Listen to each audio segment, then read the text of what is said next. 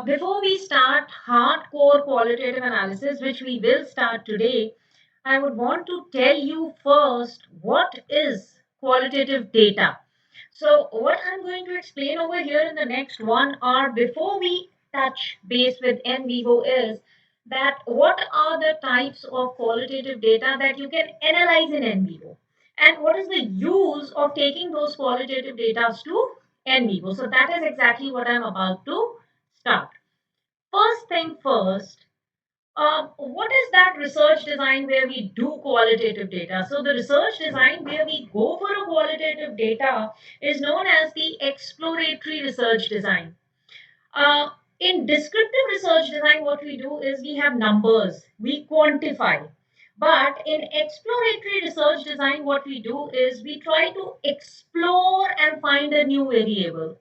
So, many a times when we are working with, suppose, one construct or one variable, for example, I am finding out all the factors which affect sustainable purchase intention. Now, if I see the previous theories, there are factors which affect intention, but there are very few which talk about sustainable purchase intention. Now, here there is a gap, and I have no paper which is talking about sustainable purchase intention. So, what do? I go for exploration. What is exploration? I will be the first one who will find out a construct named sustainable purchase intention. Also, I could do it the other way. For example, I have a construct called sustainable purchase intention, but I do not know what are the factors which affect it. So I try to find out all the factors which are going to impact the sustainable purchase intention. I could do it in two ways. One is through exploration, in which I go through personal interviews, focus group interviews, ethnography, all the data collection which is involved in qualitative data. And I finally say, okay, these are my items, these are my constructs.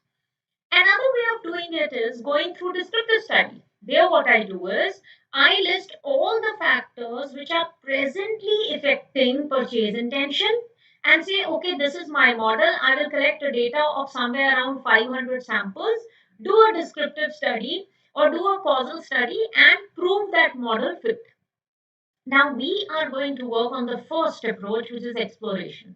So exploration is a type of research design where the information is loosely defined. I'll really explain what this means. The findings are tentative, okay? And further, a conclusive or what we call descriptive research is needed to say that, okay, this finding is now final. For example, there was a research done by a researcher on what happens after death. So it was very difficult for him. Now, imagine this is exploration. Why I call it exploration is because nobody has ever worked on it. He was the first person who was working on it. Number one. Number two, he did not have a pre described construct called What Happens After Death. He did not have a standard authored scale or items for a construct called What Happens After Death. He did not have anything like this. He did not even have past studies. The only past studies he had probably would have been studies which talk of, say, mythology, okay, or religious studies. That is the only base he had. He had never actually seen what happens after death. So what did he do? He took a sample of people who were declared dead by the doctor and then came up to life after 5 minutes. So I repeat, he took a sample of people, which was a very small sample. And by the way, when you're doing an exploratory research, because there is no past review. We can say that even with a small sample of, say, 30 to 40 people being interviewed, you could give a very good exploratory research output. So, what he did is he went to somewhere around 20 to 30 people who had been declared dead. They had been declared dead by the doctors, but then they came up to life after 5 minutes. He interviewed these people and asked them what happened after death, He did a personal interview, he consolidated the findings, and finally concluded two, three things of what people see after death. Now, this whole example that I've given you is an exploratory research, but uh, there was no predefined theory over here. Okay, he made up a theory of his own. And this can only and only be done, this exploration can only and only be done by qualitative research. But for the same, when I collect data through personal interviews, through videos, through audios, I have to know how to analyze it and reach to the construct. I have to know how to analyze it and reach to the items. I have to know how to analyze it and reach a theory, a conceptual theory. When you say making a conceptual theory, it is not just taking review from all sides and just consolidating it. That is summarizing a theory. That is not making up your own theory. That is just summarizing what people have done. So exploration helps you to make new items, new scales, new constructs, new theories, and even theories on something that has never been studied as good as what happens after death. Now, what are the methods of exploration, or what are the data collection methods or research methods for qualitative analysis? So, all this you'll have to do before you come to NVivo. So, before you come to NVivo, you will have to say that you had an exploratory research design, and then these are the ways I collected data. And each of these can be analyzed in NVivo. So, the first type of data collection that we do is through secondary data. Okay, so the first type of data collection that I do is research papers. So we can import research papers into NVivo. We can import past review of literature papers. Okay, it is imported, and then I will do something called a line to line coding or something called an open coding. I'll tell you what it is when I go to NVivo. But here, my what is the input of my qualitative data? It is secondary data. Okay, it is secondary data. So even if I was to make a conceptual model, I don't want to do a personal interview. I do not want to do a personal interview. I don't want to do an empirical study. What is an empirical study? Where I have a primary data, be it quantitative or qualitative. So even when you are going to a sample and you are doing a personal interview, that is empirical study. But suppose I don't want to do an empirical study, I don't want to go to the sample. I just want to analyze all the concepts that have been explained by the past researchers. Even that can be done in NVivo. All the data that you have over here will be past research papers. Okay, so rather than having 10 personal interviews, here I will input into NVivo 10 secondary data papers or 10 research papers for my particular topic, and I will analyze them. Okay, so this is the first type of analysis, the input that can go into NVivo. The second type of input which can be collected is projective techniques. Now, projective techniques we generally do, I'll just read it out for you. Respondents project their underlying motivations or beliefs. We generally do this when we are working with brands. So, if there is a brand called Versace, which is a luxury brand, and I want to know what is the attitude of a person towards it, or if it's a simple thing like when burgers came to India, so people had a belief, that burgers cannot be lunch. Burgers cannot be lunch. We were so used to our wheat breads and our rice that we said that no, burgers cannot be lunch. So there were times when companies like McDonald's were doing a projective technique. Now, what is projection? Projection is you would give the sample a picture, or you would give a sample a sentence, or you would give a sample a word, and say, think, make a picture in your mind about it. Now, based on the picture he makes in his mind, we can actually, position our brand, we can sell our product, we can bring in new products. All that can happen on the basis of the picture the consumer makes of the product. Now, suppose I catch hold of a consumer and say, okay, make a picture. When you hear the word bingo, let me do a word association. When you hear the word bingo, what comes to your mind? So when he is thinking, he will say, okay, okay, crazy stuff, silly stuff, funny, comical. Some may say Ranveer Singh. So n number of things are coming. Now all these things that are coming to his mind, we will consolidate, put it into a Word file, and give it to NVivo. And we will have to do the coding part. Coding part has to be done with every sort of research. So it has to be done with secondary data. It has to be done with projective techniques. For all the type of qualitative data that I'm telling you, for all of this coding will be done. Right? So what is being done in NVivo will be done on all these techniques. So now I have two. I can take in secondary data, which means I can take review papers. I can take it projective techniques. So if there are any word association tests being done on a sample of 100 people on what they feel about bingo, I can take all that data and put it into NVivo and analyze. Mind you, qualitative analysis is only and only and only text analysis, no numbers at all. I repeat, qualitative analysis is only and only text analysis, words, paragraphs, sentences, feelings, emotions. They have nothing to take with numerical data. We don't have numeric data at all in qualitative analysis. The next type of technique would be ethnography. Now, ethnography is a technique where a researcher actually goes and lives with the people to understand their culture, their themes, etc. Now, why do we in management need ethnography? We need ethnographies because, again, if I take an example of a brand called Versace and it has to come to India, it has to actually study the Indian culture. So where brands like Brunello Cucinelli, luxury brands like those have camel color sweatshirts or camel color cardigans in their whole portfolio, when they come to India, they will have to study the culture. And when they study the culture, they come to know, oh my God, Indians are more towards colors. So Indians are a set of people who would like a red cardigan or a yellow cardigan and they change. Now, how do they come across this? How do they come across these findings? They do something called ethnography. Ethnography is a study of cultures, their themes, and for doing so, it means you live with them at least for 6 months. At least for 6 months. Now there is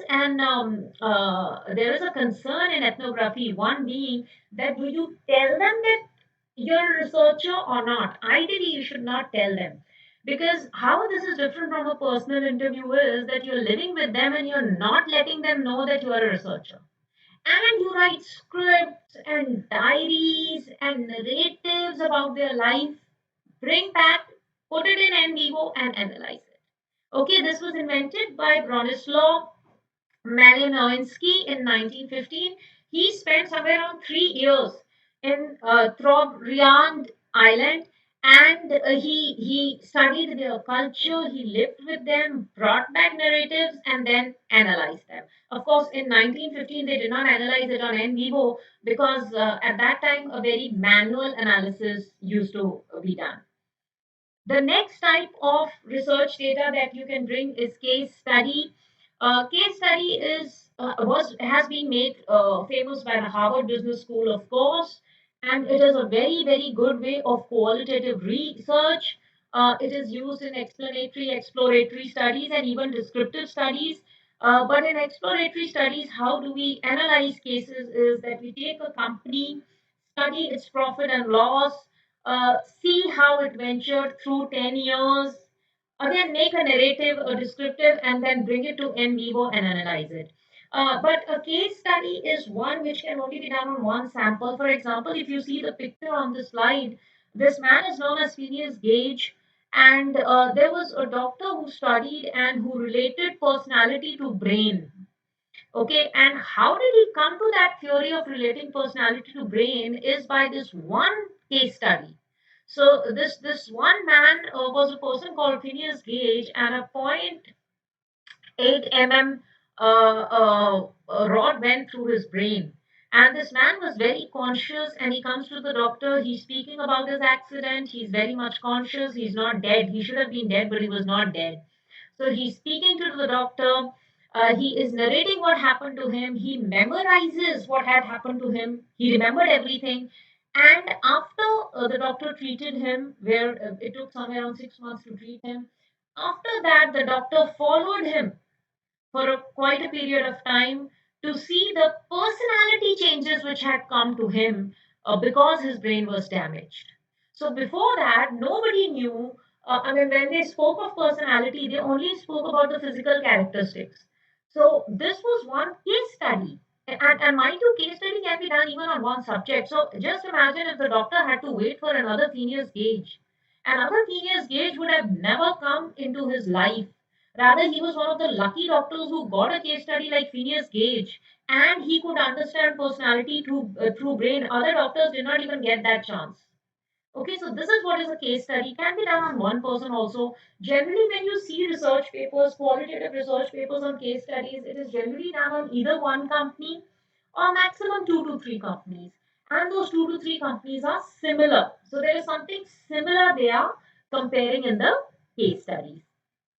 Okay.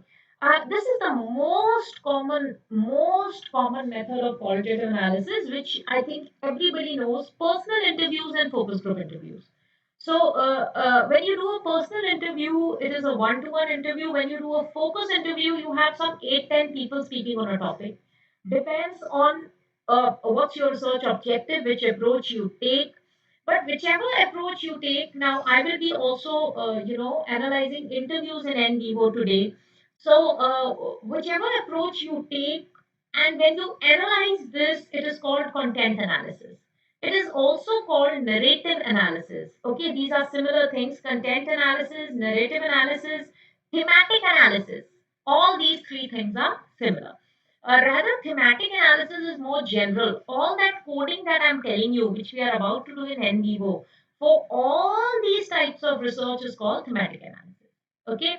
Now, content analysis or narrative qualitative study means I have a set theory. I have a set theory. So I say attitude affects intention. This theory is fixed. This theory has been given in past literature. I want to find out if Indians are tally with this theory or not. There is no research done as yet on Indians whether their attitude affects purchase intention or not, and that is what I want to do.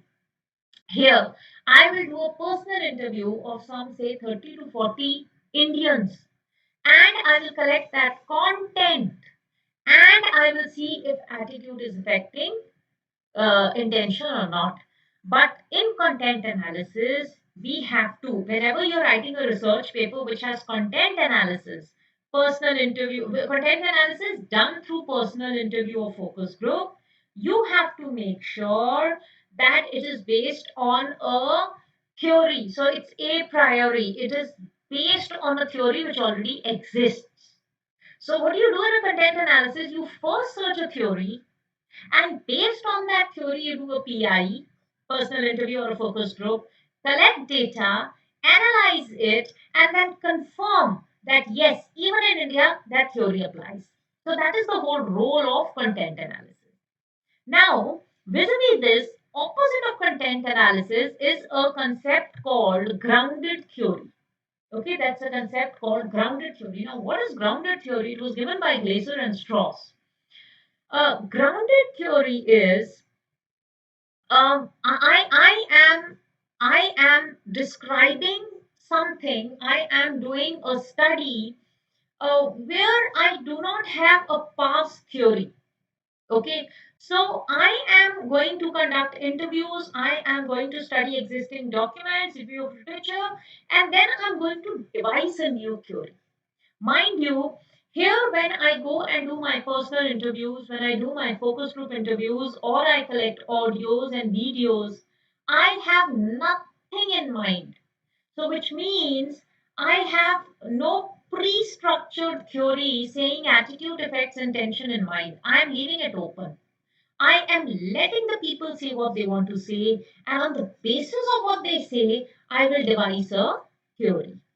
Okay, so that is grounded theory. Grounded theory is not that easy. It means you have to have a very solid conceptual knowledge also, Because see, it's easy to do a content analysis because there you have a theory, you're just proving it through qualitative data. So you're just taking people's interview and proving that that theory is existent in India. But in a grounded theory, there is no theory backing it. So I think the example that I gave you, what happens after death, the example that I gave you for exploration, what happens after death, is a very good example of a grounded theory. So that person went with an open mind because nobody had ever written of what happens after death. He did a research and then made his theory himself. So that is grounded theory. But even for doing grounded theory, you will have to collect data. Data collection will could be similar for grounded theory as was for content. So the same interviews, the same past review of literature, the same focus group, the same audio video can be used in grounded theory, content analysis, ethnography, case study. So these are just types of qualitative research. The data collection that you do within them could be similar. So an interview could be used for all, a focus group could be used for all, past review of literature could be used for all. The only difference is in the approach of making the theory in all these types of theories. And then there is something called phenomenological study. Now, what is phenomenological study is that you are describing an event, activity, or a phenomena. Okay, and you're describing it in a qualitative method. Now, I think the best example that I can give you is the year 2020 and the corona episode. So this one phenomena which happened in 2020 is going to be a big basis of qualitative studies, and there are journals which are working specially on or have special issues on corona times and brand image, corona and so and so, 2020 epidemic and the impact on brand. So there are already journals which are working on special issues on that. So what they are wanting to do is they are wanting you to go to the consumer at this time of corona in 2020 and go and ask people that will you purchase my product once the malls are open. So they want you to analyze that, and they want you to analyze that qualitatively. So what you have to do is you have to go places, get videos, talk to people, and find out. I mean, the biggest study which people are wanting in Corona times 2020 was that once the Corona is over and the malls open and businesses open, will people go to the market? So right now, if you see that, in corona times in the month of August, when the malls, August 2020, when the malls did open, the footfall was not there. Now all this is phenomenological study because this is all based on one phenomena. It happened in 2020, it will never happen again. It has never happened in past studies, it will never happen again. So this is more of a phenomenological study because it is one phenomena and it is never going to happen again. So the best example of this is the 2020 corona phase, which could become a phenomenological study, a qualitative study for many of the researchers. Now, this all that I've explained you are all types of qualitative research, and Vivo helps in analyzing all the data that you collect from this whole types of studies.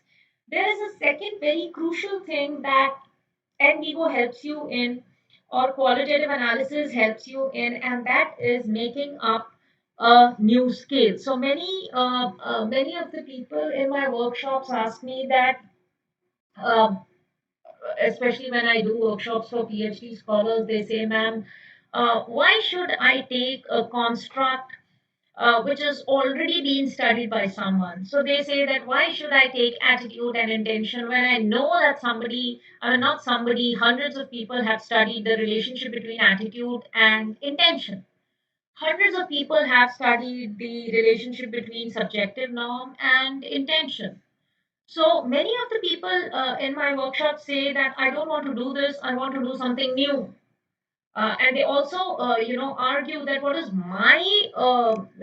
my contribution to research if I'm just picking up a scale given by some author in attitude, some author in intention, and just finding out a correlation between them. So which of course many authors have done. So then I tell them that, listen, if you really feel And you don't have to feel, by the way. You have to again support it with some literature. So if you have a new construct which affects intention, say for example, you say that ethical concern. Ethical concern is a construct and it impacts purchase intention. Now, you have seen that in past research, in qualitative research, where the researchers have gone to samples and they have asked them, okay, when you purchase a product, is the ethical concern crucial for you? So they have done personal interviews, they have brought in data, and they have concluded through qualitative data that ethical concern is crucial. This much of past research you should be having even if you're making a scale. So, even if you feel I want to make a new standard scale, or I want to make a new instrument, or I want to make my own questionnaire for a construct called ethical concern, you should be having a paper which says that ethical concern impacts intention. That could be a qualitative paper. Doesn't matter if there is no construct in it. Doesn't matter if there is no standard scale given for that construct called ethical concern. Now, once it has been proven by some XYZ that ethical concern does impact intention, there is no scale of it. There are no items for it. There are no statements for that one construct which is named ethical concern. Now, what do I do? I want to make a major contribution to my research. I want to study the impact of ethical concern on intention quantitatively, not qualitatively, that somebody has already studied. I want to study it quantitatively. I want to do a correlation between the two. But to do a correlation, I have to have a standard scale of ethical concern. I have a standard scale of purchase intention, but I don't have a standard scale of ethical concern. What do I do? Here, what you have to do is you have to construct your own scale, and you will be the first person to construct a scale. And in research, there is quantitative research, there is qualitative research, but a research paper, and you should see research papers if you intend to do so. There are research papers which have done nothing. They have not done a quantitative, they're not done a qualitative, they have just constructed a scale. So, scale construction by itself is a whole paper by itself. And how you do it, how you will go for that ethical concern and construct it, that is what I'm going to describe. And I'm going to describe how NVivo is going to help in it. Okay, so just let me describe. So, scale development and validation are crucial to many of the works in health, social, and behavioral sciences because a construct is a latent variable. Latent variable means you can't measure it in kgs and kilos and meters, etc. So, you have to measure them through statements. You have to measure them through Likert scale on the statements. But then, if there are no standard scales, there are no standard statements, you'll have to construct them.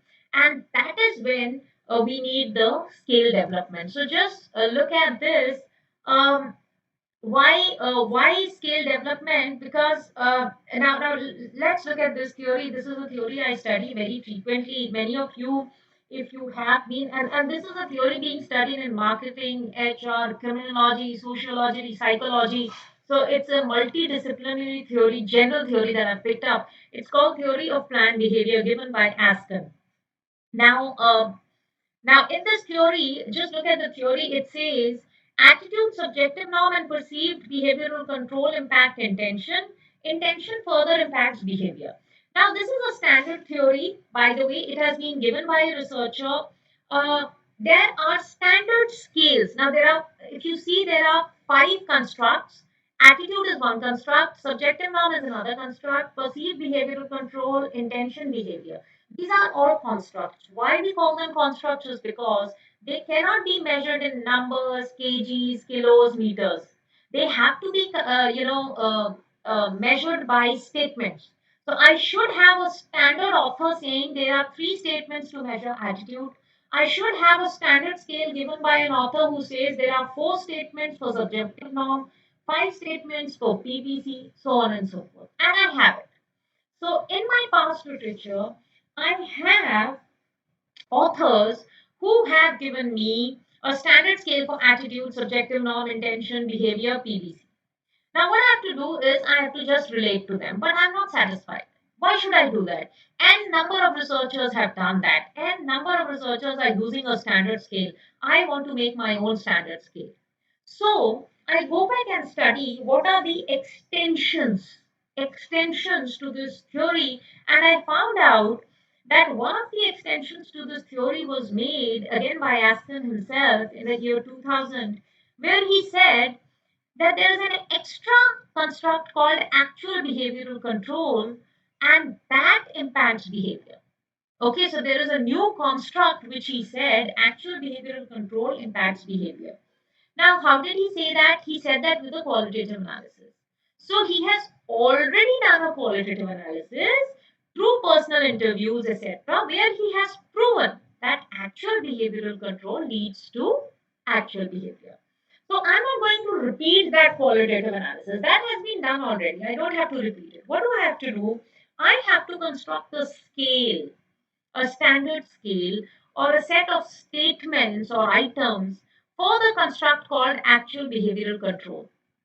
And when I was trying to do this, and when I was trying to do this, I also wrote to Dr. Askan, and he replied that there is no scale as yet of actual behavioral control. So I'm really trying to make a scale, and how you do it is something which I'll tell you in En Vivo and Review of Literature, how we actually build a scale of actual behavioral control. And it is done, you will be surprised, it is done by personal interviews only. So if you have to construct a statement or a scale of actual behavioral control, you can very well do it with personal interviews. Okay, so let me come to stages of scale development. So step number one is that you have to start generating items. What are items? In a standard scale, you have three, four statements in front of which you put a Likert scale: strongly agree to strongly disagree. These statements, mind you, these statements cannot be generated by you yourself. It has to be generated through a process. So it's not that I know the definition of attitude. So, okay, the three statements which measure attitude will be so and so, so and so. It is not possible to, make it just like that. If researchers are making it just like that, it's wrong. It's wrong. Rather, it has to be made only and only if you say these are the three statements of attitude. It has to be made by studying past literature review and doing a personal interview. I'll show you how. And generally, we take items from a standard scale from authors. So if there is, but there are in psychology, there are constructs, as I said, ethical concerns where there are no items. So for that, you will have to make your own scale. And how do you make a scale? You could make items after a study of review of literature, personal interviews, social media data, data from videos and audios of experts who are speaking about a topic. So now let me construct a scale for say purchase intention of sustainable products. So now I'm constructing a scale. Now this is an example of actually a research paper. You all can go and read it if you want to understand what exactly I'm saying. Now this was a paper by Strauss and Leandre, and they've actually constructed a scale. Okay, so they have constructed a scale for justification of unethical behavior. So there was no scale of justification of unethical behavior. They have constructed one. Now there are many weird constructs. Now justification of unethical behavior is not a common construct like attitude, intention, etc. It's different. So if it's different, you will not have a standard scale for it, and you will have to make it yourself. And the process of doing it yourself is something that I'm about to describe. So what do you do now? Suppose I have to make a scale on uh, ethical consumption. Okay, so what am I doing? I'm making a scale on ethical consumption. I'm trying to list out. I'm trying to list out the factors which affect purchase intention. So there could be two things. Either I'm making a scale on ethical consumption. Okay, I'm trying to ask people, what do you understand by ethical consumption? And they say a few lines, and I make statements. The second could be I'm trying to find out all the factors which affect ethical purchase. And I go and ask consumers that what are the factors which affect you when you are doing an ethical purchase or when you are purchasing a sustainable product. Now, how do you make a scale of it? First thing first, I will go and read all the past literature. So I go and read all the past literature, and right in front of you, please take a minute. Please take a minute. Read the literature on the left side and see how I have converted it into items or statement on the right side. Please take a minute and read it. Please take a minute and read it.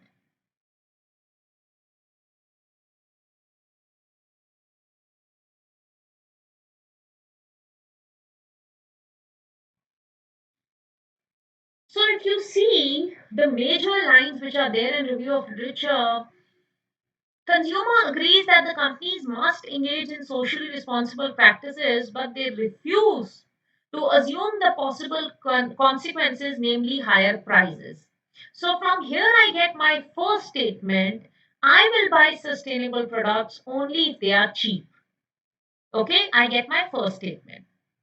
Also, although consumers say they are willing to pay more to buy ethical products, the majority do not do so because functional attribute is most important to them. So here I bring my second or third statement, which is I will buy sustainable products if they have a similar functional attribute. Now, when I say similar functional attribute, it means similar to a normal product. Sustainable product, normal product.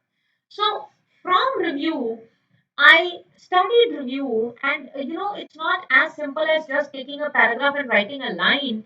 For this one sentence, this one item that I have written, or one statement that I have written, to which in future I'm going to add strongly agree to strongly disagree, I will have to take at least 4 to 5 authors, who say so, and then I can draft this one statement. Okay.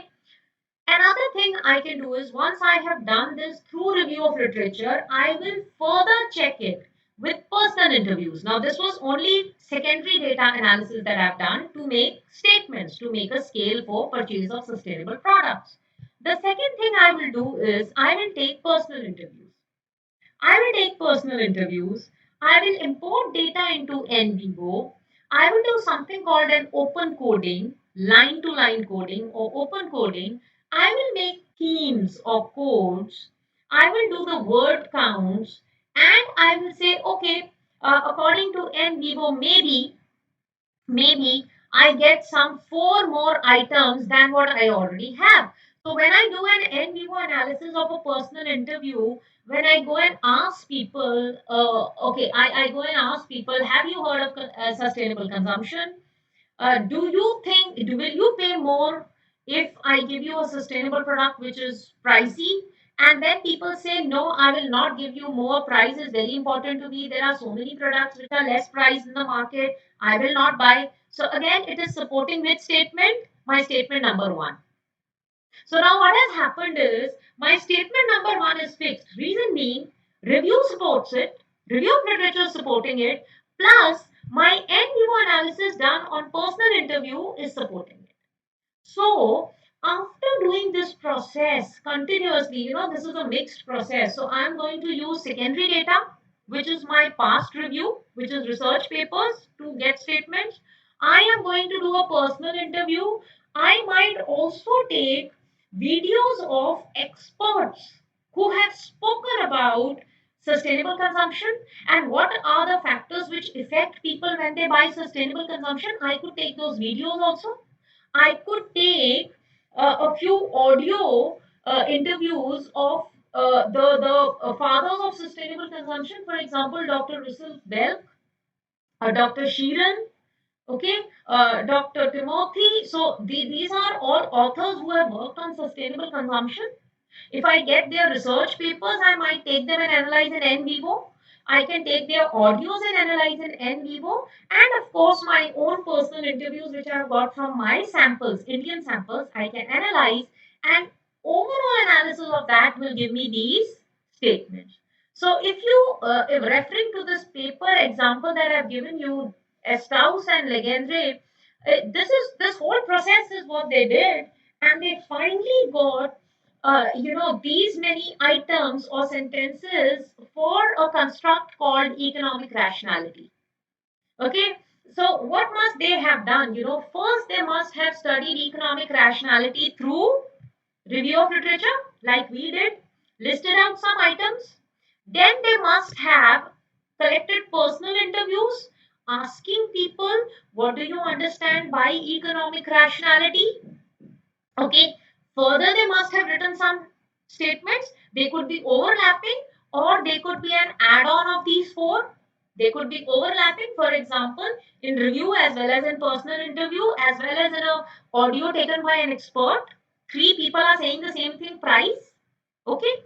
And when we do this manually, it becomes very difficult. But I'll show you how we do it in n vivo. Because when we do it in n vivo, what happens is NVivo actually tells me that in my whole data, which includes 10 personal interviews, 3 audios, 2 videos, 5 research papers, NVivo will actually tell me where all in these 20 sets of data, including audio, video, review of literature, PI, where in these 20 set of data price or cheap price is coming. So, if I know that all of my 20 data, expert audios, personal interviews from sample, review of literature of past authors, if all of them have the word cheap, and it says, okay, this construct cheap is coming from three. When we do modeling, we will see comes from three, which means definitely, this is one of the statements. This is one of the items for my construct called sustainable consumption. Okay, so this is the whole process we are about to do, and I said we could do this analysis, qualitative analysis, for either making up a theory. Okay, so if I want to find out what are the factors which affect the sustainable consumption about Indians, why do I want to find out? There are n number of studies which have been done in UK, Europe, etc., which do show what are the major factors that affect sustainable consumption. Why do I want to do it? I want to do it. I have to have a rationale to do it. So if you're doing an exploratory study, you have to have a rationale, reason for doing it. I want to do it because in Diwali, when green crackers came into place, and everybody knew that, say, India had a lot of pollution or Delhi had a lot of pollution, and green crackers could have helped, people still did not purchase it. So, the Indian behavior towards sustainable consumption or ethical consumption or socially responsible consumption is very different from the other countries. So, I want to do a qualitative research of only Indians. Only Indians, because nobody has done it. And the qualitative analysis from Indians of why they did not purchase green crackers in Diwali will be very different from all the past research that has been done abroad. Okay, so that is one thing. I might be able to create a new theory altogether. So there might be things like, for example, availability, emotional quotient of children. My children said, no, I want crackers today, that's it. So I didn't have time to go for a green cracker. Maybe somebody says that. So emotional quotient, availability of the crackers, price of the crackers, time constraints, okay, family pressure. So I might get these five variables from personal interview, and these five variables which I've got for Indians for ethical consumption will not be there anywhere else in the world. This is my contribution. But to get these five variables, I will have to interview somewhere around 30 people, and then 30 people, and then come to coding to these five items. Okay. Also, these five factors could become five items or five statements of a scale called sustainable consumption among Indians, which is a scale which is not present anywhere. It is not present anywhere. I might be the first one to do it. So, this whole process that I'm telling you, and even after that, once you get these statements, then we go to a quantitative process called EFA, exploratory factor analysis, and then but that is after data collection. So first you make the scale and then you show the scale for content validity to an expert, where the expert tells you that the scale is good or not. Okay, and that is when you, in front of each of these statements, you would strongly agree to strongly disagree, and then you go for a quantitative analysis. Okay, Further, when you have collected data from somewhere around at least 500 people on this scale, you do something called an EFA, exploratory factor analysis, which is out of the scope of this workshop. But even after making these statements through qualitative research, you will further have to go into an EFA. You will, after making these statements through an analysis of N vivo and everything, you will further have to go and do a content validity by asking experts that, sir, these are the statements which came out through in vivo analysis of personal interviews, focus group, audios, videos, review of literature papers. Now, please let me know if these statements are okay or not.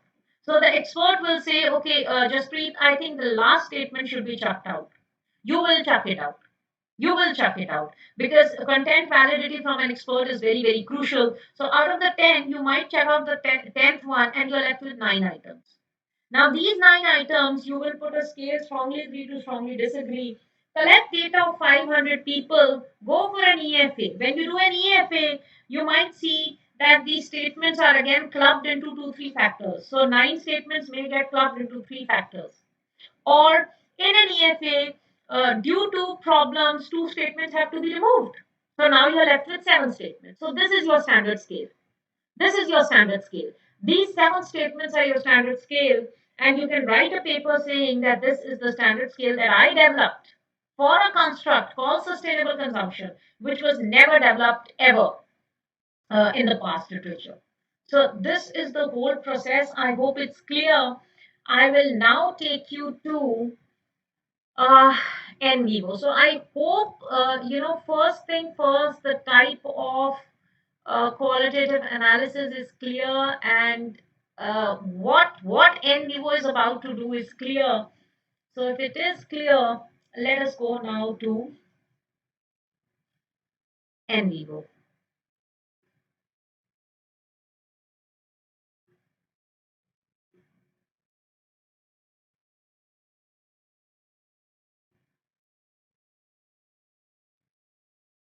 Okay, here I am. It takes a little bit of time to open.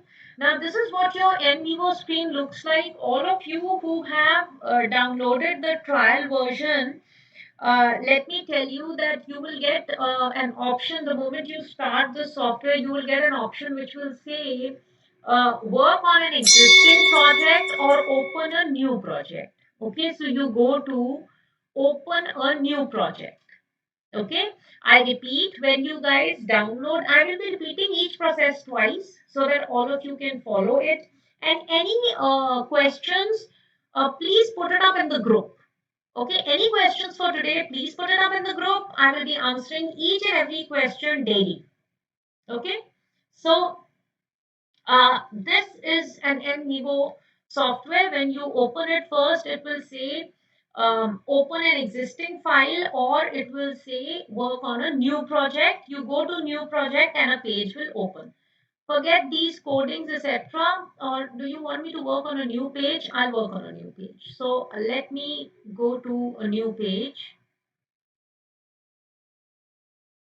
And Vivo is a heavy software and might just be. So this is your project, okay?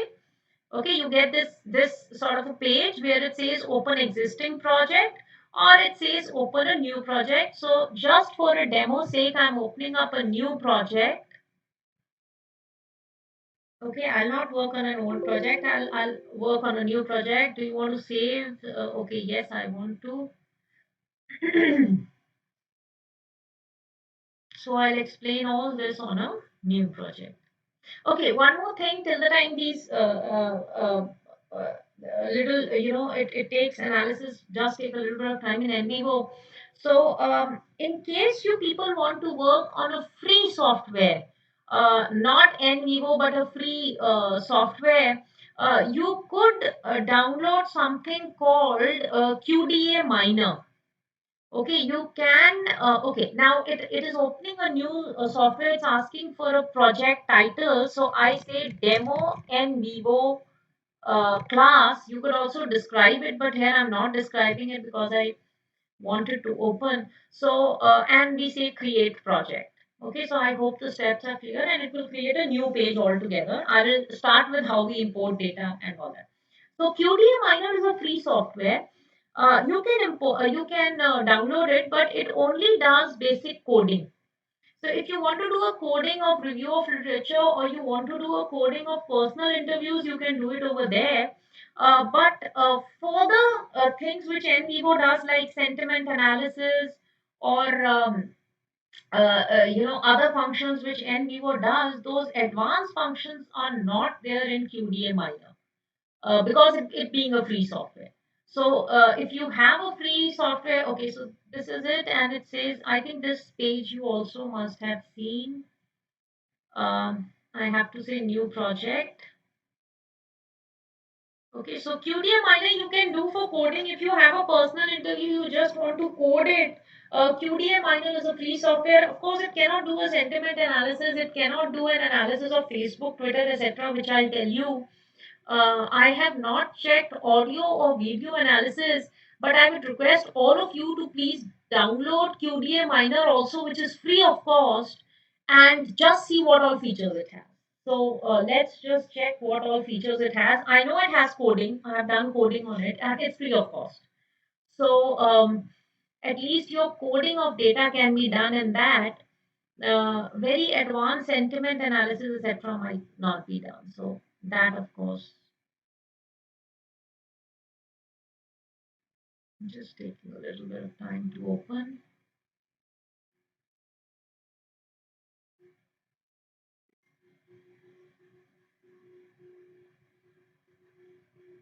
Okay.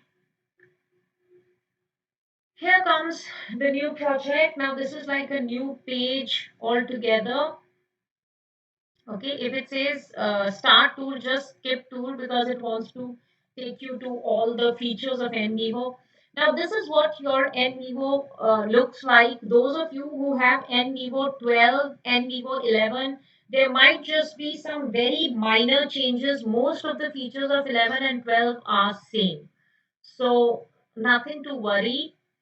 Now, let me start the first thing, which is importing files, because this is a clean page and nothing has happened here. So let me go to, I'm going to import file. Okay, I press import. I will tell you what is NCapture. Okay, NCapture is a feature where you, and please do download this NCapture. Okay, it has to be downloaded. It has to be visible on Google Chrome. Okay, so NCapture you will have to download. It will be visible on Google Chrome. So whenever you open a Facebook or you open a Twitter, etc., you will see this icon of NVivo on the right side. So it will be easy to import data, all the data from Facebook, all the data from Twitter in a single click. So that powerful NCapture it.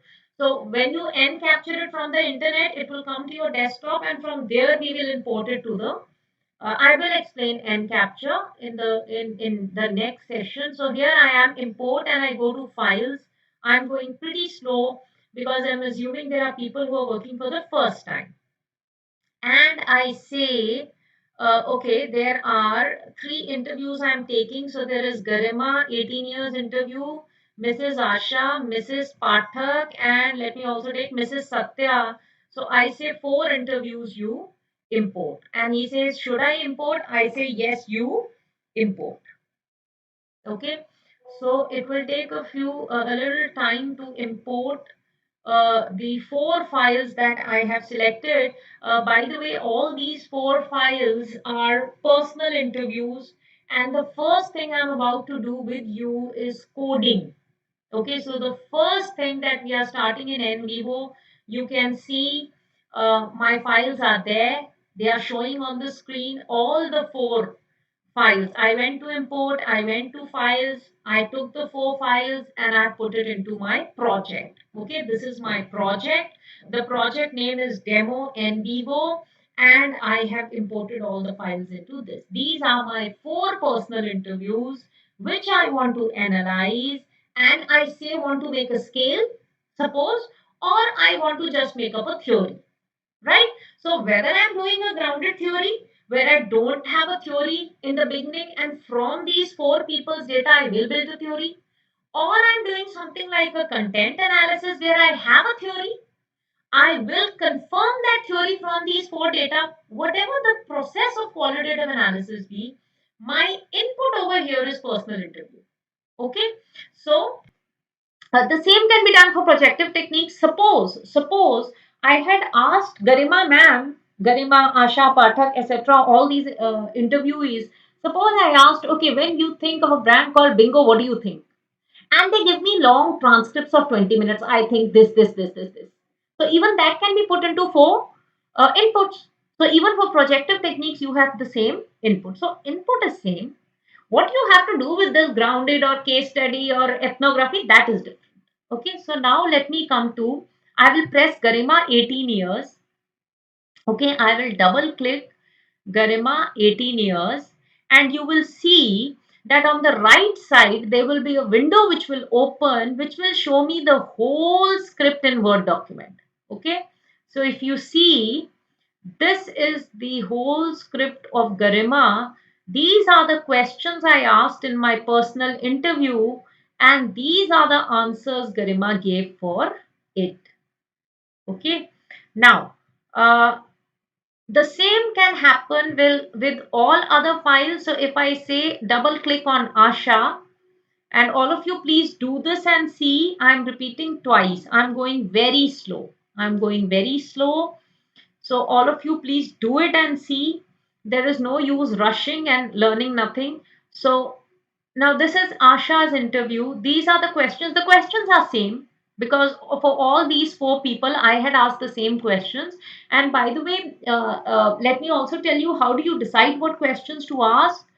Um, I actually read past literature to judge the questions I could ask. Also, I had taken an expert interview of two people from IIM who mentored me and who said, okay, these questions are okay. So I did show my personal interview transcript also, personal interview questions also to experts before asking these questions. So I told them my objective, I showed them, so my content validity is perfect. So this is for Asha. Similarly, you press on Pathak. So any place you will press, and on the right side it will show you all the scripts. Now this is the script of Pathak. You will see that the questions are similar, and the what we have to analyze is we have to analyze each and every question. Now this is how you import data. This is how you can see your files on the right side. Now, in front of these names, you see something called codes and references. This is what we are about to do. Now, what is codes or what is coding? Code is nothing but it is a theme given to a transcript. Now, these are called transcripts, by the way. Okay, so for me, whether it's a personal interview, whether and if you're not doing with a personal interview, you're doing with secondary data. So these four files will become four research papers. Okay, so the same thing has to be done with them as is to be done with the personal interview. Now, what is coding? Coding is a method of giving a theme to this whole research. So, this whole research of four people, I will be dividing into themes, and those themes will actually become either my items or they will become my factors affecting a particular construct. So, I have to give themes. This, by the way, this was also done manually when I was doing my PhD way back in 2010. I had done all this manually. Okay, but the shock will be will be that this coding that we are about to start is a line to line coding. Okay, so for all those people who thought that now I've put my data into NVivo, all I have to press is an auto code and my coding will be done and my work is done, you are here for a big shock. You're here for a big shock. Coding is a line to line process to be done for all transcripts, not only one, for every transcript. And it's a very, very lengthy process. Okay. Uh, we used to do it manually. How we used to do it, like I'll give you a very simple example. When we used to study, suppose we were studying from the NCRT social studies, we used to use a highlighter and say, okay, this is an important point. Remember? That is all you have to do in coding in NVivo. That is exactly what you have to do in coding in NVivo. Okay, so now let's start. I go to codes. Okay, you have on the left side coding and you have codes. Okay, and this is all text. At every point in NVivo you will get what are so codes are themes that you identify in your data. It is just explaining what it is. Now here what you do is just a second. You go to code and just click a right click. On the left side you see this bar, okay, the menu bar, and it says coding. Go to codes and have a right click. Just do a right click and go to new code. Okay, I repeat, on the left side you have this toolbar. In that you have something called coding. In coding you go to code, do a right click, and there opens a window, and it says what is the name of your code. Okay, so I say the name of my code is okay, uh, let me say the name is money. I'm just taking a code because I've read the transcript, so it's easy for me to make a code. I'm just showing you how to make a code. Now, if you see over here, there is a code named money. Okay. Now, if there is any statement, just hear this out. There is another way of doing this also. I'll tell you both the ways. Just hear this out. You can either first make a code and then put sentences into it, or you can do the other way around. You can go to sentences and make codes as per sentences. So I'm telling you both the ways. I'm telling you the first way first.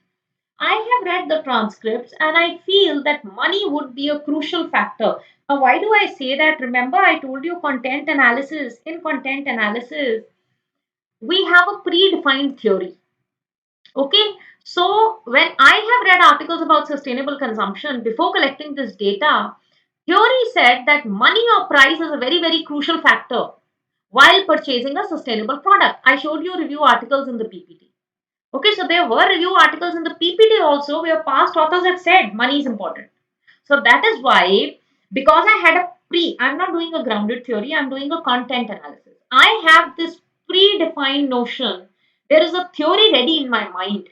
The theory is ready, it's been given by authors. And one of the points of that theory was money. Okay, so let me see in my interviews. Suppose this is interview number one. Now, what I do is I can see money, I can see code money. Now, I go back on the left side in data and I go back to my files.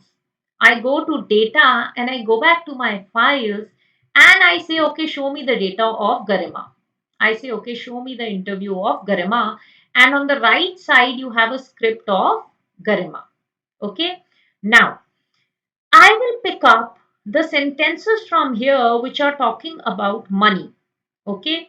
Now, just read it out. Thank you for opportunity you gave me to talk about my family. I'm in 12th standard. My family has got 6 members. Housewife, so and so, so and so. No money hasn't come. Okay. Anything about, okay, buying, purchase is there, but that is not money. Anything about money.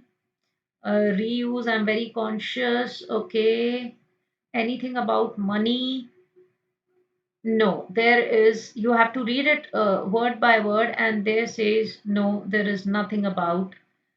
Okay, yeah, here you have a line. Just read.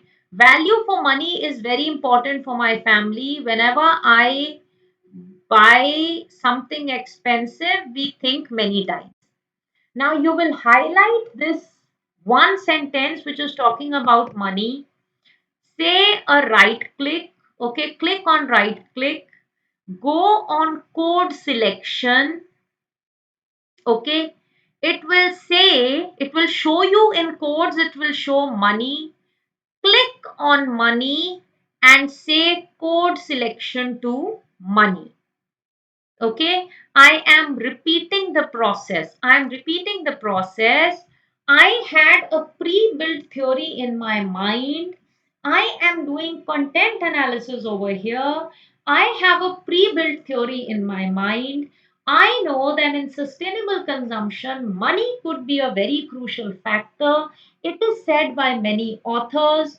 So I want to find out in the whole text, has the Indian consumer mentioned money anywhere? Okay, money, cost, cheap, price, anywhere. I go through the transcript. I found out that value for money is an important thing. I highlight that text. I go to right click. I say code selection. In the code, there was only one code I have defined for the software, which was money. And I click on money and I say code selection to money. Okay. Now what do you see in front of Garima? Let's see what it shows in front of Garima. In front of Garima, it shows code 1, reference 1, which means in the file called Garima, you have one code. What is that? Money, of course. And you have one reference. What does reference mean?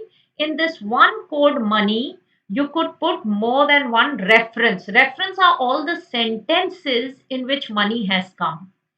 Now, let me see in money, is there a second reference? Is there a second sentence? So here it comes. Majorly, it is to save money that I prefer anti-consumption. What do I have to do? I have to send this sentence also into money. So I say right click, code selection. It will show me money because I've given it a money name already. Code selection to money. Now what do you see in Garima's file? Now what do you see in Garima's file? Code is only one money. Okay, we are still working only on one code and there are two references. So in Garima, for money, there are two references. Okay, we will go further. We will go further and read line by line and search such references and put it into this code called money. Okay, now I have read theory, so I'm going back to code.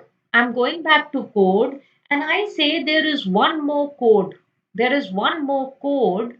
Uh, People could believe in anti-consumption or people could believe in preserving their old clothes, etc., or not wasting their old stuff or sustainability because they are emotionally attached to it. Okay, this I've read in past. This the theory says what impacts purchase intention of sustainable products. So one thing is that the amount of money they have to pay. Second thing is the emotionality they have to old products. So if they have a high emotionality, they will not buy new products. Okay, so they will become sustainable. This is all what I'm not saying this. This is something theory has said. So my second code, again I go to codes, I right click, I say new code, and now my code is emotions.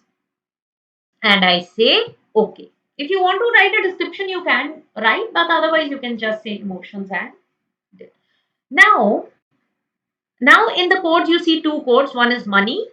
It was found for one file. Which was that file? Garima's file.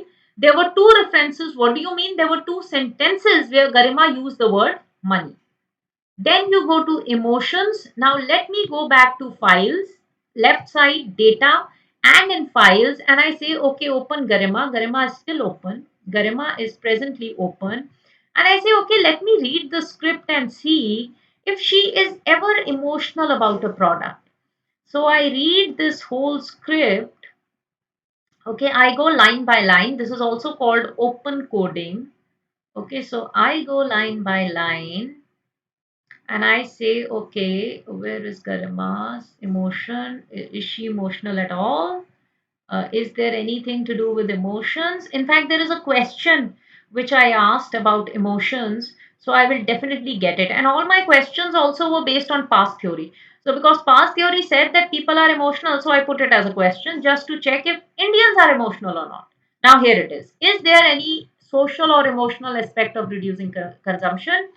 And she says, yes, it is a emotional aspect in reducing consumption.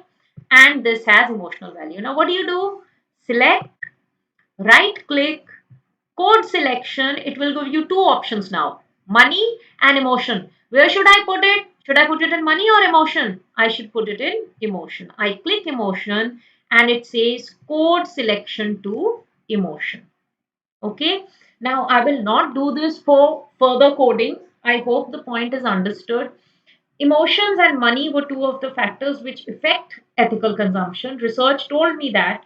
So I judge these. There could be another 10 factors. You could do this on 10 factors. But what I want to do now is I want to code all my transcripts for these two codes. So I did Garima's coding. There were two codes and three references. Now I want to do it for Miss Asha also. Okay. So I'll just do it and show it to you. So wherever there is money, okay, I have to read through, and wherever there is money, okay, here it is. Money is not much in our hand, so we cannot afford to spend on commuting, so and so, so and so, so and so. Okay, right click, code selection, money.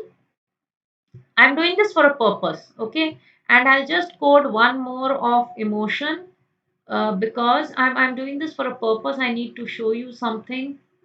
That is why I'm doing it. Okay, and I want one sentence on emotion. Here it is. We have social as well as emotional aspect. For example, knitting from old sweaters and all that. Okay, so I click this, right click, code selection, and I say emotions. Okay, code selection motions. Now you see, Mrs. Asha, two codes, two references. I would like to do it lastly for Mrs. Pathak because I want to show you something. Okay, so anything that Mrs. Pathak says about money, grocery items, clothing twice, she purchased 4 times a day. Actually, okay, yes, I'm fond of good clothes which give value for money. Okay, right click, code selection, put it into money, put it into money and say code selection to money. Okay, further there is a question I have asked on emotions, so I'll be quick. Importance is here it is. So money is, again, I've got another code on money. Money is not available with us, so code selection, money. I got two codes, I got two references for money. That time this thing is like there, that time this thing is like emotional attachment, so we reuse things. So she says that there is an emotional attachment because of which she reused code selection, and I go to emotions. Okay, here you go. And let me do a minute, and you have to do this for the whole document. And all of those of you who thought that we just input data and it automatically codes, you are all mistaken. You're all mistaken. So now I have three documents. Okay. So there's Garima, 18 years, interview Mrs. Asha, interview Mrs. Pathak. Okay. So these are the codes. Now, if I go to codes, now this is what it shows file wise. So file wise, it is showing how many codes are there in each file. So Garima has two codes, money, emotions, three references. Asha ma'am had two codes and two references. Pathak has two codes, two references. Now let me go to codes again. Okay, so in coding left side, I go to codes, and here you see it also shows you the other way around. So it shows you in money how many files have that code. So in the code money is present in 3 files and in 5 references. Similarly, it also shows that emotion code is present in which file and in how many references. So the emotion code is present in 3 files and 3 references. Okay, so this is how you do coding. So this is one part of this. Now we come to another part. So this is the coding part. Okay, I hope you've understood. In case you're doing a grounded theory, you do the other way around. Okay, in case you do a grounded theory, you do another way around. For example, when I'm doing a grounded theory, how do I do it? How important is value for money in the act of reuse and recycling of domestic commodities in India? I and my family, one daughter, two daughter-in-laws, even my grandparents. So I will pick this up. I will pick this up, okay, till granddaughters, and right side, and I will say code selection, okay, code selection, and there's an option on the right side which says create new. I don't want to code it into money or emotions. I want to code this into something called family size. Okay, I want to code it into, I'm doing grounded theory. I'm doing grounded theory. I want a new variable. Okay, so I will say create new, and it will say top level. Okay, and the new code I will say name it family size. Okay, name it family size, and it will create a new code which is family size. As you can see, only one sentence which I have highlighted has been coded into family size. Similarly, I might go forward, and when you're doing a grounded theory, right now my research is grounded theory based. I am doing this, and I'm asking old women in India. So these are my actual transcripts where I've collected data, and I'm asking the Indian women that in olden times when you were anti-consuming and you were sustainable and there were huge families and little money was being spent, what all things were you not buying? Basically, and if you were not buying, why were you not buying it? Was the money a problem? Was the family size too big? Was there a wedding which you had to plan for? Was there an emotional aspect? Or was the society like this? Or did your mothers teach you? What was there in an Indian old woman, because of which she was very conscious while consuming, and there was a lot of reuse, and there was a lot of making things at home. Okay, so I'm writing a qualitative paper on that, and these are my actual transcripts. And I'm going by grounded theory. I don't want to take a theory. So I'm going by grounded theory where I will, code this way emotions, family size. Further on, I found a code which was said a marriage of children. Many people said that marriage of children was something that we were preparing for, so we believed in sustainability. So I am studying all the factors of generation X, okay, or the baby boomers, that is our parents, and reasons of why they were more sustainable than us. So my research is on factors affecting sustainability in the baby boomers generations in the Indian elders. So that is what my study is. I've done a qualitative analysis, and I found out, okay, money was a factor, emotions was a factor, family size was a factor. So this is all the coding, and from this I will make up a theory. Of course, I will support it with past data also. So I have two things over here. I found out three codes or three themes: money, family size, emotions. But at the same time, these three things are also supported by past research. They are also so there's a dual thing I'm doing. I'm supporting it with personal interview, plus I'm supporting it with past research. So now you have these codes, okay? And now we will go to coding is finished. Now we will go to explore. Let's explore that in these files. Let me come to the file view. Okay, I have 4 files, and I go to explore. Now let me see what all can I explore automatically. Now this is a line to line coding, and you'll have to do it. It's also called open coding or a line to line coding, and you will have to do it.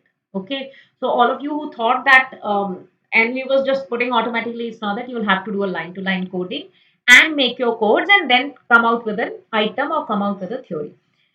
Now, let's go to explore. Okay. And let's go to word frequency. Okay. I go to explore and I go to word frequency. Okay. Now it will ask me which file do you want to analyze, and I say, okay, analyze Garima's file. Okay. I have clicked on Garima and I say, okay, do a word frequency.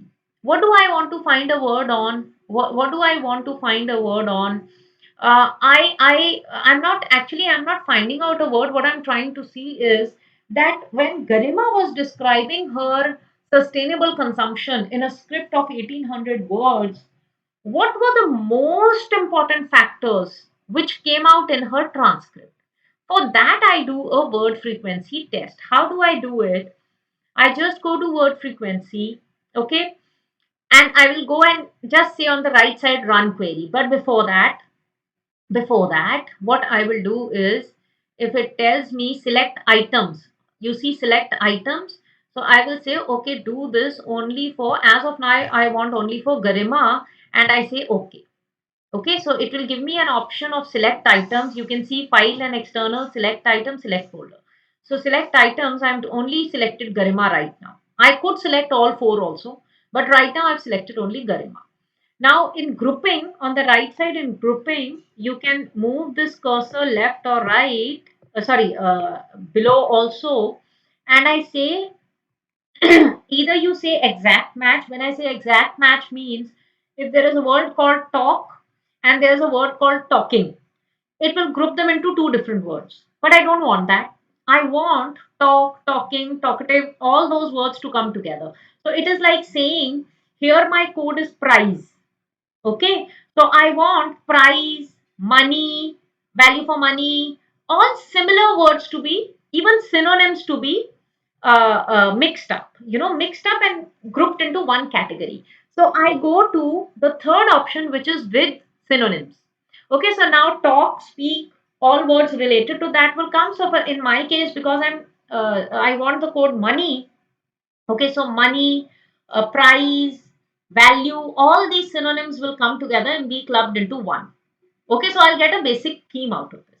And I do this and I say, okay, minimum length, it says 3 words. Okay, when you say 3 words, it might also list words like ARER, you, which might not be important. Okay, so let's first do a very basic run query. So I do a run query. I do a run query. Okay, and it'll take a few seconds. It will just take a few seconds. It'll just take a few seconds.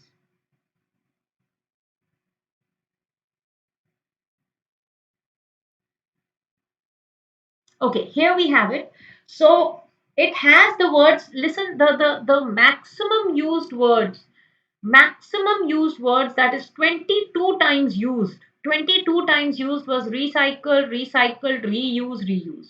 Okay, I give it more to my questions because I put questions like that. Look at the second category, class, family. Okay, so 15 words in this whole script talk about family and class. Now, what do you conclude from this? What do you conclude from this? You conclude that family is a very important factor when people are going for sustainable consumption. This is what I conclude. And based on this, you could also do coding.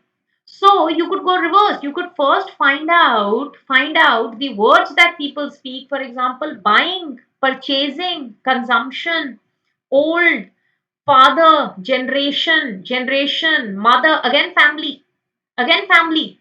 So what is this? This is again family. So family comes twice, once 15, once 11. So just imagine the impact of family. Okay, there is another count of 7 which says generation. Okay, although this is a very subjective evaluation, but I see from this word count that family and class, family, generation, father, mother, all these words are coming again and again. So in sustainable consumption, family is definitely one factor. Okay, how you find it out? You find it out through a word count. Now this is a summary of a word count. On the right side you have summary, and then you have something called a word cloud. Okay, you have something called a word cloud. Okay, and this is what is a word cloud. It'll again take a second or so, and it will give you a cloud, and it will show you the most prominent words in big huge cloud form of a thing. So these sometimes I see in research papers the word cloud has been given to prove the point that this factor is crucial for this particular qualitative study. Yeah, so this is your see again family. If you see in the word count also, family, mother, purchase, old, consumption. Okay, clothes, clothes has come. Okay, domestic, commodities. Okay, so people are speaking a lot about family. People are speaking a lot about their commodity purchase. These are the two major factors which have come out of word cloud. When I talk of Garima, I have still only analyzed Garima. If you want to do this analysis for all four, you will have to, okay, it also shows, let me complete this. So you have a summary, you have a word cloud, you have a tree map. Okay, you have a tree map. Okay, so what does the tree map shows? It shows children within the tree. So people are talking about reuse. When they are talking about reuse, they are talking about consumption and old products. When they are talking about consumption, they are talking about commodities. Okay, when they are talking about old products, they are talking further. So these are all branched trees. Okay, also you can do something called a cluster analysis, but I think we'll stop at tree map, and tree map shows you where. So when look at family, so when it says family, it says mother, okay, and also what you can do is, I'm going back to summary. You know, there are words you could probably sort of you could make this 3 word into at least 5 words. If you make it 5 words and run query, things will change. Okay, so things might change. So these small little words like, oh, so see, you have a better analysis now. 133 items it says. Okay, now I have done this only for one file. You could do it for 4 files. Okay, and this is one way of analyzing themes. Okay, and once you analyze themes from here repetitively, then you can say, okay, my code will be family, my code will be commodity purchase, okay, my code will be money. So depending on that, right? So this is an analysis. I have reduced the minimum length from 3 to 5 so that words like are, and, for can be removed. So here I get a better analysis, right? So this is word count. Now I go to my next one, which is called text search. Okay. Despite the fact that I was very satisfied that family was a concern, consumption was a concern, that is okay. But I want to see, is money a concern? So I want to write money in text search. I went to explore, I went to text search, and here I said, okay, please check in Garima's text if there is something called money. And why only in Garima's? I select items and I select all 4 items. I say in Garima, Asha, Pathak, Satya. I want all interviews to be seen, all 4 interviews to be seen, and see if there is something called money in all 4 interviews. I also say, please check all the synonyms. So if it's money or cash or liquid cash or price, it should be showing. And after doing this, after putting money and writing synonyms and selecting all 4 files, I do a run query. Okay, I do a run query and it will show me all the files. So you can see that Garima has 3 references of money, Asha has 14 references, Pathak has 20 references, and Satya has 16 references. Okay, if this is the summary of references, if you go on the second, on the right side, you can see this toolbar. If you go to reference, okay, if you go to reference, okay, so here are all the references. So here are all the sentences where money has been used. So if you want to see in which context the money was used, even that will be shown to you by NVivo. How important is money in the act of reuse? Value for money. Okay, save money. Money is not much with our family. Save money. Lot of money. Shortage of money. Save money. Money constraints. Save money. Save money. Spend money. Waste money. So if you see all these phrases together, what are they saying? What do you conclude from these 4 Indians or 40 Indians that you have interviewed? You conclude that Indians are very conscious about not wasting money. Okay, they are conservative about money, and that could be one very crucial factor in affecting sustainability. So now what have I done? I have judged these transcripts from 2 3 angles. Okay, so one angle was that I did a word count. Money did not reflect over there, but I feel it should, it must be reflecting. I've taken those interviews, it should. So I put money and text. So now I have 3 codes. I have family, I have buying commodities, and I have money. Similarly, If there are other things I want to test, like for example, when I was coding, I was wanting to test emotions. Remember, I wanted to test emotions. So let me test emotions, and I say emotions and run query, and let me see how many people said what. Can I, is it a factor? So now this is references. Let me go to summary. Okay, emotion came 3 times in Garima's text, 5 times in Asha's, 3 times in Pathak. So that's very, very minimalistic. Minimalistic. So I think I could probably make it a mini theme, and then maybe I could club it into another theme. So what you do in a qualitative research is that you put transcripts, do a one-to-one coding or open coding, list down the word counts, do a text search, and finally you come down to some themes. Okay, so look at in this whole process we have themes like money, family, generations, commodity buying, emotions. I've come to 5 themes. Now, I have done this in just 15-20 minutes. When you do this whole process, you'll come down to some 30-40 themes. Some people also come down to 100 themes. After coming down to some 30-40 themes, what do you have to do? These are very big. You can't make a theory out of 30-40 themes. That would be a huge theory. You basically need some 4-5 factors. So then out of these 30 themes, you start clubbing. So I would club family and generation into one and make it one theme called family. Okay. So you club these mini themes and make factors, and that is how you get your 5 major factors which are affecting sustainable consumption in old women in India. Okay, so that is the whole process. En vivo, of course, is one thing, but what I wanted to tell you, and it's very rare. I mean, generally, workshops are either on how en vivo works or on either on what qualitative analysis is. The mixture of two is important, otherwise, en vivo would be of no use at all. So, this is about coding.